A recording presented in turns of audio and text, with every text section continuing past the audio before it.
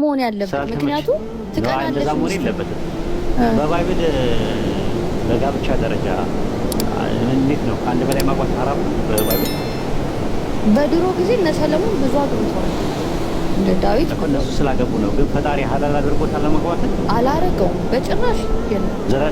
ዘዳግም 21 ላይ አንድ ሰው ሁለት ሚስቶች ቢኖሩት ይንከባከባል እንደምን አለ ፈጣሪ? ዘዳግም ላይ ይላል እንዴ? ምን ዘዳግም? 21 ላይ ማለት ነው። አሁን አለ። እስቲ አውጣና ስለ እሺ አቡ ሰላም ትችላለህ መውጣት? ዘዳግም ስንት ነው? እስቲ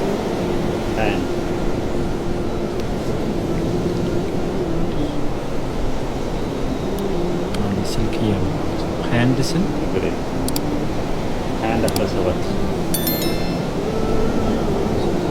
ዘዳግም 21 15 ጀምሮ ከ8 15 እስከ 17 አየሽው? ለአንድ ሰው አንዲት የተወደደች አንዲት የተጠላች ሁለት ሚስቶች ቢኖሩት እያለ ይናገራል። ለማድረግ ያለበት ይሄን ያድርግ እያለ ይናገራል። ብሉይ ኪዳን ሚስቶች ቢኖሩት ገባኛ፣ ችግር የለውም። ግን ፈጣሪ ግን ሐላል አድርጎታል ይላል። አድርጎታል። ለአንድ ሰው አንዲት የተወደደች አንዲት የተጠላች ሚስት ቢኖሩት ለእርሱ የተወደደች ደግሞ የተጠላችው ልጅ ቢወልዱ በኩል ከተጠላችው ሚስት የተወለደው ልጅ ቢሆን እኩል ይገዳቸው ነው የሚለው። ደግሞ ብዙ ሚስቶችን ለዳዊትም ሰጥቶት ነበረ። ሁለተኛ ሳሙኤል 12:18 ምዕራፍ 12 ብሉይ ኪዳን ላይ ነው ከኢየሱስ ክርስቶስ ግን ሐላል ነው። ብሉይ ኪዳን ላይ ሐላል ነው። ከአንድ በላይ ማግባት ኦፍ ኮርስ ሐላል ነው። ሐራም አይደለም፣ የተከለከለ። አሁን አዲስ ኪዳን ላይ ትመጪና ኢየሱስ ሐራም ያደረገበት ኢየሱስ እኮ ሲመጣ ሐራም የሆነበት የተከለከለበት አንድ ሲኖሪዮ እኔ አላየሁም። እውነት ለመናገር እኔ ባይብልን ጨርሼ አላነበብኩም። ኢየሱስ መጥቶ አዲስ ኪዳን ላይ ከአንድ በላይ ማግባት ሐራም ነው ብሎ ያለበት የለም። አላገኘም።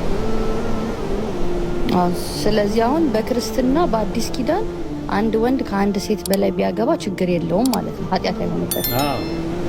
እስከ ስንት ያግባ? አንድ ሴትም ብዙ ወንድ ማግባት ይችላል። በአዲስ ኪዳን ማግባት ስንትም ማግባት ችግር የለውም፣ ገደብ የለውም ማለት ነው። አልተጠቀሰም። አሁን በእኛ ምንድን ነው የሚለው? አለማስተካከል የምትፈሩ አንድ ብቻ ነው የሚለው። በፍትህ ማስተካከል እስከቻለ እስከ 4 ድረስ ማግባት ይችላል። ሱረቱ ኒሳ ምዕራፍ 4 ቁጥር 2 ላይ ቁጥር 2 እና 3 ላይ ሲናገር እንደዛ 2 3 3 4 4 አቅማችሁ ከቻለ ማግባት ይችላል። አለማስተካከልን አቅማችሁ ካልቻለ ግን አንዲቷን ብቻ ነው የሚለው ቁርአን። አንተ ወሂድ እኔ ቀልቤ አዝኖብህ ሌላ ሴት አግብተህብኝ ሌላ ሴት ብትሄድ ፈጣሪ ራሱ የሰው ልብ አሳዝነ ሄደ ጥሩ ህይወት ይሰጣል? እምቢ ካልኩ አርፈ መቀመጥ። እኔ ምን አውቃለሁ? አንድ በላይ ኤክስፒሪየንሳቸውን ጠይቂያቸው። እኔ አላውቅም የለሁበትም እዛው የይሽከሩበት ወለኝና ማለት ከአንድ በላይ ሰዎች ለምሳሌ እስልምና ውስጥ አንድ ሚስት ራሱ እንዳልናገሩ አላህ ያዘዘ። ነቢዩ አለይሂ ሰላቱ ወሰላም እናንተ ወጣቶች የቻለ ከእናንተ መካከል ያገባ ያልቻለ ደግሞ ይጹም። ስለዚህ አንድ ራሱ የምናገባው አንድ ሰው አንድን ሴት የሚያገባው ሲችል፣ ከአንድ በላይ ሲያገባ ግን ትልቅ የሆነ ተጠያቂነት አለበት። ገባሽ? ትልቅ ተጠያቂነት፣ ያን ተጠያቂነት የሚችል ሰው መሆን አለ። ግዴታ ሀብታም መሆን የለበት። ሀብታም ስለሆነ አይደለም ማግባት ያለ ያ ሳይሆን ትልቁ ነጥብ ምንድነው? ያ ሰውዬ የሚያክል ፍትሃዊ ነው የሚለው ላይ ስለ ሀብት ካነሳህ ደግሞ በእስልምና ሴት ልጅ ኮንትሪቢዩት አታደርግም ፋይናንሻሊ። ወንድ ነው ቤቱን ፋይናንሻሊ የሚመራው። ሴት ልጅ ገቢ ብታመጣ እንኳን እንዲቀበላት አይፈቅድም ቁርአን አይደለ? ስለዚህ ሀብት ከሌለው እንዴት ነው 2-3 ቤት ማስተዳደር የሚችለው? ነው ሴትዮዋ ለፍታ ልትመጣ ነው ማለት ነው። እንደዛ ከሆነ ካለው ነው እኮ የሚለው አይደለ? እኩል ደግሞ ለአይሻም አንድ ቦርሳ ከገዛ ለከድጃም አንድ ቦርሳ የመግዛት ግዴታ አለበት። እኩል ካልወደዳቸው እንደ ኃጢአት ነው የሚቆጠርበት። ስለዚህ አቅም ከሌለው አርፎ ከአይሻ ጋር ለምን አይቀመጥም? የምትል እኮ እንደሚያረጉ ከሆነማ ተጠያቂ ናቸው። በእኛ ሙስታብም ነው አቡ ሳላ በእኛ ማግባት ራሱ ሙስታብ ነው፣ የተወደደ ነው። አንድ ሰው አላገባም ተብሎ ሐራም ነው አይባልም ከመነሻው ማለት ነው። አንደኛ ነገር። ሁለተኛ ነገር ደግሞ ምዕራባውያኖች አንቺ የምትከተዩ ምዕራባውያኖች ከአንድ በላይ ማግባት ይከለክላሉ። ከአንድ በላይ ግን ዝሙት ማድረግ ይቻላል አይደል? እናንተ ሀገራም ዝሙት አይቻልም። አንድ ሰው ከአንድ በላይ እኮ ዝሙት ማድረግ ይችላል። አግብቶ ከሌላ ሴት ጋር ቢማግጥ አሁን ለምሳሌ አንድ ኢትዮጵያዊ ነበረ፣ ባቡር ጣቢያ ነበር የሚሰራው የነበረው እና አንዷ ፈረንጅ መጣ፣ እዛ ለስራ መጣ፣ ተገናኙና አመጣችው። አጋጣሚ ታመመ።